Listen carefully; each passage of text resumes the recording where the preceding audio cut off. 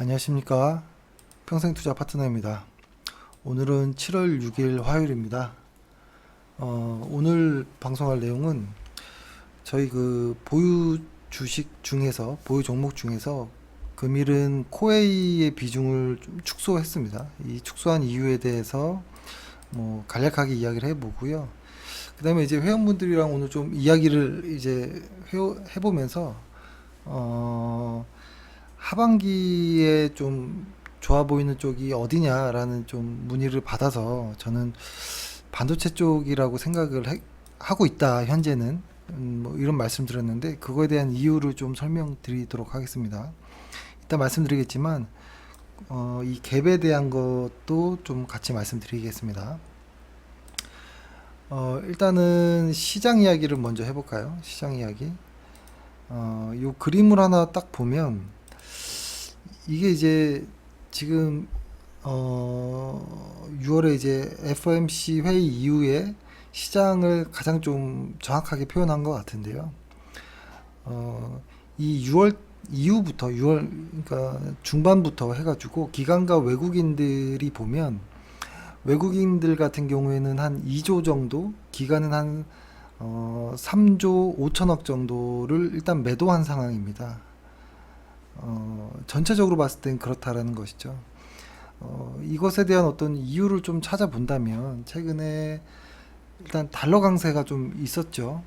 저는 이 부분이라고 생각을 하고, 시장에서 어떤 재료로 찾는 내용들은 아마 델타 바이러스의 확산 우려 이런 것들인 것 같아요. 근데 그것이 재료로서 보는 것 이상으로 보기는 아직까지는 이렇게 나오지는 않는 부분들이 많아서 확인할 부분, 그리고 예측할 수 있는 부분도 아니기 때문에 저희가 볼 때는 달러 강세가 좀 그런 좀 가장 큰 이유가 되지 않을까 이런 생각을 하는데요.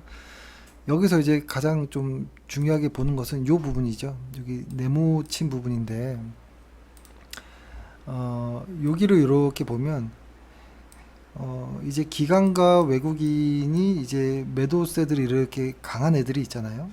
근데 그 안에서도 보면, 그럼에도 이렇게 화장품이라든지, 외국인들은 화장품이라든지 이렇게 미디어라든지 IT 가전 요쪽, 그리고 여기 이제 에너지 화학, 그러니까 소재 쪽, 요렇게 조금 매수가 좀 좋아 보이는 부분이 있고요. 기관 투자자들 같은 경우도 IT 가전 쪽은 좀 매수세가 괜찮습니다. 그리고 디스플레이 쪽도 괜찮고. 근데 요것을 저는 좀 중요한 게 좀 보고 있는 부분인데, 왜 그러냐면, 이 다음 장을 한번 보면, 페이지를 바꿔봤는데요. 여기에서 보면 이제 시가총액과 영업이익, 갭 이런 표현들이 나오는데요. 여기 보시면 이 점으로 표시되어 있는 이 갭들 있죠. 이 갭이 이렇게 가면 커지는. 그러니까 이게 어떤 내용이냐면, 시가총액 기여도 빼기 영업이익 기여도 요거인데요. 이게 어떤 내용이냐면 이런 겁니다. 심플하게, 예를 들어서 반도체라고 보면 반도체 영업이익은 계속 이제 증가한다라는 것이죠. 증가하는데 시가총액은 계속 내려오는 거예요. 그러다 보면 이 갭이 커지잖아요. 이제 요것을 이제 표현한 겁니다. 그래서 이 갭이 크다라는 것, 여기 보면 갭이 큰 게 반도체와 헬스케어 이쪽이 갭이 가장 큰데요. 특히 이 반도체 쪽은 저희가 이제 보유한 종목들도 좀 많고, 사실 좀 지루하게 상반기를 보냈던 종목이긴 한데, 저는 이런 생각을 하거든요. 실적이 계속 증가하는데 주가가 실적을 반영하지 않는 이런 종목들이 저는 가장 좋은 것 같아요. 그래서 이 갭이 커져서 나중에 시간이 지나 보면 이 주가는 실적을 따라 이렇게 만난다라는 거죠. 그때 가장 수익이 이제 많이 나올 수 있는 부분이다라고 생각을 하는 거고요. 그렇게 따지면 이 반대편에 있는 애들은 조금 조심할 수도 있겠다 이런 생각도 들겠죠. 근데 이것을 이렇게 단순하게 퀀트화 시킨 걸로 보면 좀 오해가 있을 수 있거든요. 왜냐면 이 헬스케어 쪽을 좀 보면, 헬스케어는 반도체와 다르게 반도체는 영업이익이 확 이렇게 계속 상향되고 하고 있는데 실적들이 어, 실 시가총액은 늘어나지 않아서 이 갭은 인정할 수 있는 갭인데 헬스케어는 실적이 그닥 이렇게 많이 증가하진 않는데 시가총액이 많이 빠졌기 때문에 생긴 갭이거든요. 근데 최근에 시가총액이 좀 오르긴 했지만 헬스케어 쪽이 오르긴 했지만 조금 반도체와는 이 갭을 좀 다르게 볼 필요는 있다라는 생각은 합니다. 요거를 한번 좀 표로 보면 헬스케어를 좀 봐볼까요? 헬스케어 보면은 헬스케어는 최근에 아주 6월 이후에 조금 이렇게 오른 부분이 있습니다. 조금 오른 부분이 있지만 그래서 갭을 좀 메꿨긴 했지만 사실 여전히 갭은 벌어져 있는 상황이고 그러나 그 갭은 영업이익보다 주가가 많이 빠져서 나온 그 갭이기 때문에 조금 반도체와는 질적으로 좀 떨어지는다라고는 생각합니다. 그래서 저는 회원분들은 사실 회원이라는 말이 좀 어색하죠. 저희가 뭐 이제 뭐 돈을 받거나 이런 것도 아닌데 회원이라고 하니까 조금 어색하긴 한데 평생투자 파트너분들이죠. 평투파 회원분들이죠. 그러니까 평투파님들이죠. 저희는 이제 평생투자라는 이제 회사인 거고 저희와 같이 이제 주식을 오랫동안 할 분들을 평생투자 이제 파트너님이라고 이제 표현을 하는 거니까 앞으로는 파트너님이라고 이제 이야기를 해보면 그 평생투자 파트너분들이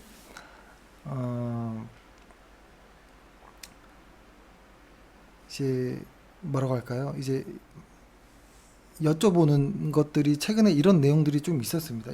이런 내용들이 있어가지고 설명을 드린 거고 그 다음에 제가 또 자주 말씀드리는 거 하나가 이거는 사실 저의 개인적인 생각인 겁니다. 주가가 비싼 것만큼 악재가 없고 주가가 싼 것만큼 호재가 없다라는 말이 저는 가장 좀 와닿는 부분들이 있거든요. 이런 거죠. 예를 들어서 그냥 흔히 부동산이라고 표현해 보면 예를 들어서 뭐 압구정이 뭐 현대아파트다. 뭐 이렇게 그냥 뭐 생각해 볼게요. 제가 떠오르는 아파트니까요. 지금 압구정이 현대아파트가 예를 들어서 뭐 40억 했던 게 갑자기 올라서 한 50억 정도 된 거예요. 요런 아파트가 있고 근데 이거를 뭐 근데 원래는 한 40억 정도를 사람들이 기대하고 있는 이런 수준이었는데 갑자기 50억이 된 게 있고 그 다음에 서울 혹은 경기에 좀 변두리에 있는 아파트 그냥 모 아파트인데 얘네가 시세는 한 4억 정도 하는 아파트인데 갑자기 왠지 모르겠지만 한 3억에 거래가 되는 거예요. 예를 들어서 근데 시장은 다 같이 어떻게 올릴지 모르겠지만 저는 이렇게 본다면 사실 현대아파트가 뭐 장기적으로 보면 아주 좋은 그리고 사람들이 선호하는 아파트일지 모르겠지만 지금 보는 이 순간 혹은 이거 4억이 3억이라고 하니까 별로 와닿지 않겠지만 만약에 4억이 2억이다.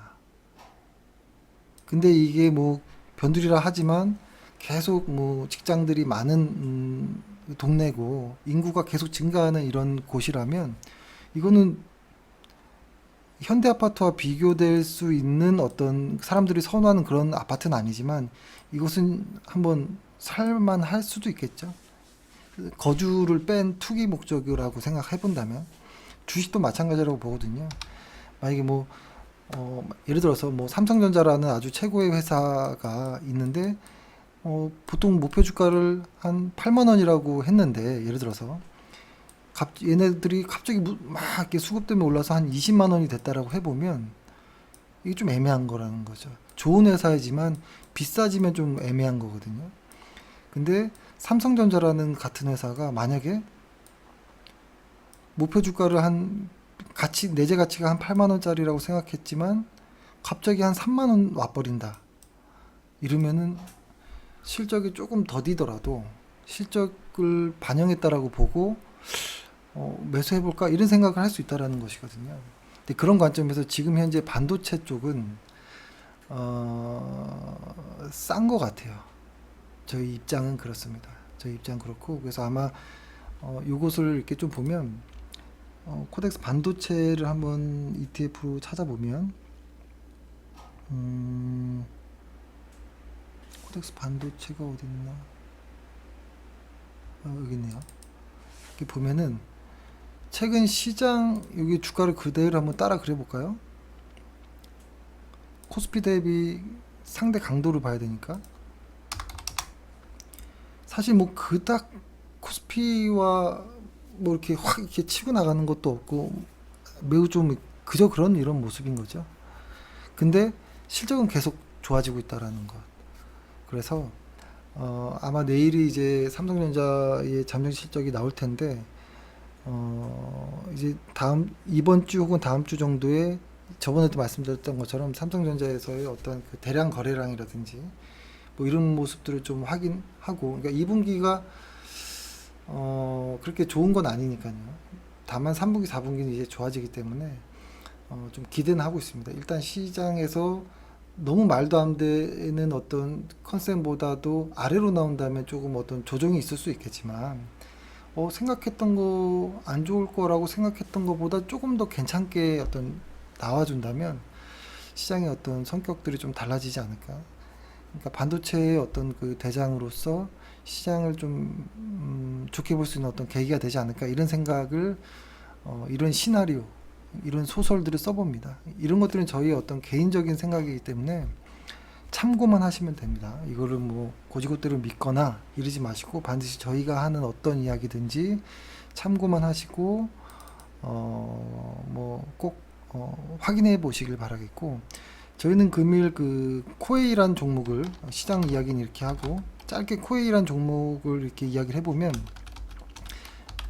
저희가 항상 자주 이야기하는 것이 실적이잖아요. 그죠? 실적. 근데 이 회사를 사실 저희가 뭐 이 언저리부터 좀 본 것 같긴 한데 결론적으로 매수하겠다라고 생각했던 구간이 이렇게 해서 3번 정도의 매수를 하고, 그 다음에 이제 기다린 거죠. 이제 시장에 맵둔 거죠. 실적을 믿고. 근데 우리가 처음에 얘네들의 실적을 봤을 때 2021년도 기준으로 했을 때 2021년도 기준으로 했을 때 매출은 당연히 증가하죠. 매출은 당연히 증가하고 2021년보다 연간으로 보면 2022년도의 실적이 다 좋습니다. 근데 다만 영업이익 면에서만 봤을 때 매출은 증가하지만 영업이익은 현재 컨센서스에는 1분기는 괜찮았죠. 근데 2분기, 3분기는 조금 영업이익이 전년 동기로 봤을 때 좀 줄어드는 모습이 나옵니다. 그리고 4분기부터는 다시 또 좋아지는 이런 모습이 나오는데, 저희가 이건 이제 최근에 컨센서스들이 이렇게 좀 조정되면서 이런 모습들을 가진 거죠. 근데 저희가 실제로 매수를 할 때는 2, 3분기가 괜찮았던 이런 모습이었거든요. 그러니까 딱 이런 거죠. 그러니까 저희가 실적이 좋은 회사들, 추정치들이 상향되는 회사들을 좋아하는데, 그런 애들을 이게 좋아지는 회사가 주가가 안 좋아질 때 이렇게 따라 들어가서 이렇게 매수를 하는데, 매수하고 났더니 주가는 좀 다행히 올랐지만 실적이 생각했던 것보다 상향치들이 꺾이는 애들이 나올 때가 있거든요. 지금 이 코웨이가 딱 그런 모습입니다. 그래서 주가는 오르지만 실적 추정치들이 하향된다면 좀 물량을 줄여야겠다라는 일단 생각을 한 겁니다. 그래서 2, 3분기 때 실적을 보면서 다행히도 연간으로는 매출도 증가하고 영업이익도 회복되고 있고 ROE도 30 가까이 되는 엄청나게 훌륭한 회사입니다. 근데 그럼에도 좀 실적을 확인해 봐야겠다, 2, 3분기. 그런 면에서 일단 비중을 축소한 것이고, 다만 이 회사는 장기적으로는 저는 엄청난 회사라고 봐요. 그러니까 ROE가 30 가까이 되는 회사가 뭐 얼마 없습니다. 그런 회사, 그런 엄청난 회사라도 실적은 직진하지 않죠. 주가는 실적에 따라 왔다 갔다 이렇게 움직일 수 있다라는 것이죠. 근데 저희는 예를 들어서 이렇게 여기서부터 여기까지 가는 장기 투자자는 아니에요. 장기 투자자는 아니고, 저희는 이게 장기적으로 무언가를 예측할 만한 이런 실력은 되지 않기 때문에 한 1, 2분기 혹은 길어봤자 뭐 3, 4분기 정도의 예측 실적들을 가지고 이제 매매를 하기 때문에 어떻게 보면 길게 보면 이렇게 하나의 어떤 파동들, 이런 파동들을 이제 매매하는 것 같아요. 그러니까 어떻게 보면 중단기 정도인 것 같아요. 그러니까 단기란 말이 그러니까 저희는 중기 정도 투자자인데 단기라는 말은 붙인 이유는 실적이 갑자기 변해버리면 뭐 지금 코웨이 같은 경우에는 한 6개월 정도 이렇게 보유를 했지만 그 전에라도 실적이 변하면 언제든지 물량을 줄일 수 있기 때문에 단기라는 표현도 넣은 거고, 그 다음에 중기라는 것은 2, 3분기 뭐 적어도 한 반기 정도의 실적은 좀 확인하고 기다릴 정도의 여유는 있기 때문에 중기라는 표현을 좀 썼거든요. 근데 대신에 뭐 3년, 뭐 5년 이렇게까지는 저희가 이렇게 예측하거나 뭐 홀딩하는 스타일은 아닌 것 같아요. 가끔 1, 2년, 뭐 2년 살짝 넘게 정도도 이제 보유할 때가 있는데, 근데 시장의 어떤 통계를 보면 점점점 그 상승 사이클이 많이 줄어서 뭐 1년 뭐 중반 정도까지 시장이 그 종목이 확 상승하는 경우도 많지 않고요. 예전에 2년짜리 넘는 어떤 상승 파동도 있었지만 점점 줄어들고 있는 이런 추세이긴 합니다. 그래서 저희도 그런 추세를 좀 보고도 있고 뭐 그렇죠. 그래서 일단 코웨이라는 회사의 잠깐 회사 설명을 해보면 뭐 다들 아시죠? 렌탈하는 회사이고 넷마블이 인수했고 그 넷마블은 그러니까 저희도 보유하고 있는 하이브 그죠? 2대 주주이기도 한 아주 좋은 회사이고 지금 국내에서 또 어떤 렌탈의 어떤 1등 회사인데 다행히도 해외 매출도 잘 나오기 시작했거든요. 그리고 그 ROE가 계속 높은 상태로 유지하고 있기 때문에 장기적으로 어떤 예를 들어서 장기적으로 한 200일 이평선을 이렇게 깔아놓고 보면 얘네들도 마찬가지입니다. 코웨이도 장기적으로 보면 이렇게 엄청난 회사들은 이렇게 200일 이평선 아래에서 꾸준히 물량을 이렇게 모아 나가는 이런 전략이 좋거든요. 너무 오를 때 사는 것이 아니라. 그렇죠? 그래서 뭐 장기적으로 투자할 분들은 뭐 괜찮은 회사라고 생각을 하고요. 근데 저희는 장기 투자자는 아니고 중단기 정도이기 때문에 일단 2, 3분기 실적이 좀 어두워 보여서 물량을 좀 축소한 것이다. 근데 다만 장기적으로도 매우 훌륭한 회사이긴 맞다. 그래서 실적을 보고 다시 그 물량을 더 추가 매수할 수도 있고 아니면 완전히 남은 물량도 정리를 하고 더 지켜볼 수도 있는 것이죠. 그리고 더 빠지면 실적을 확인하고 더 매수할 수도 있는, 다시 매수할 수도 있는 것이고, 뭐 그렇죠. 그렇습니다. 그래서 일단 정리해 보면 코웨이 같은 경우에는 실적이 조금 컨센이 조금 2, 3분기가 조금 불안한 느낌이 살짝 든다. 근데 다만 매출이 증가하고 연간 실적이 증가할 거기 때문에 추세적으로 하락하는 이런 회사는 아닐 거라는 생각은 합니다. 그리고 시장 같은 경우에는 여러 어떤 업종들이 있는데 그 중에서 특히 반도체 쪽은 영업이익의 기여도 대비 시총의 어떤 기여도가 상당히 낮다. 갭이 너무 많이 벌어져서 싸졌기 때문에 삼성전자의 어떤 실적을 좀 확인하면서 매수에 어떤 동참해도 되지 않을까? 뭐 이런 생각을 하고 있습니다. 예. 좀 짧게 하려고 했는데 벌써 20분이네요. 아무튼 오늘 고생 많으셨고요. 예. 또 내일 뵙겠습니다. 감사합니다.